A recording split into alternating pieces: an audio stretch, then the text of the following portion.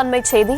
மதுரை உயர்நீதிமன்ற உத்தரவின் பேரில் கடந்த ஆண்டு பதிவு செய்யப்பட்ட போக்சோ வழக்கில் பாஜகவின் மாநில பொருளாளர் பிரிவு தலைவர் MS ஷா கைது செய்யப்பட்டிருக்கிறார். போக்சோ வழக்கில் பாஜக நிர்வாகி கைது செய்யப்பட்டிருக்கிறார்.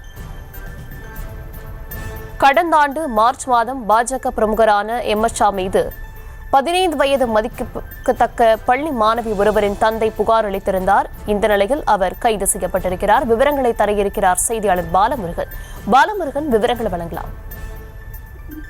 அதாவது பாரதிய ஜனதா கட்சியின் மாநில பொருளாதார பிரிவு தலைவராக பதவி வகித்துள்ளவர் MS ஷா. இவர் மதுரை திருமங்கலம் பகுதியில் பிரபலமான தனியார் கல்லூரியின் தலைவராகவும் இருந்து வருகிறார். கடந்த ஆண்டு மார்ச் மாதம் பாஜக பிரமுகரான MS ஷா மீது 15 வயது மதிக்கத்தக்க பள்ளி மாணவி ஒருவரின் தந்தை மதுரை தெற்கு அனைத்து மகளிர் காவல் நிலையத்தில் புகார் மனு அளித்திருந்தார்.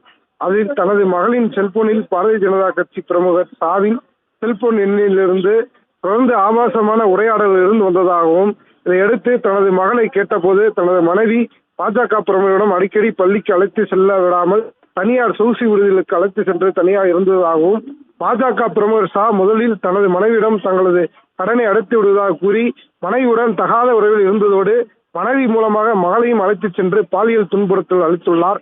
இதற்கு முழுமையாக தனது மனைவியும் உடந்தையாக இருந்து வந்துள்ளார் என புகார் மனுவில் குறிப்பிட்டிருந்தார். இந்த புகாரின் அடிப்படையில் பாஜக நிர்வாகி MS ஷா மீதும் மற்றும் பள்ளி மாணவியின் தாய் ஆகிய இருவர் மீதும் போக்சோ சிறப்பு சட்டம் ஆகிய 3 பிரிவின் கீழ் வழக்கு பதிவு செய்து இது தொடர்பான வழக்கு உயர்நீதிமன்ற கிளையில் கடந்த பல மாதங்களாக விசாரணை நடைபெற்று வந்தது.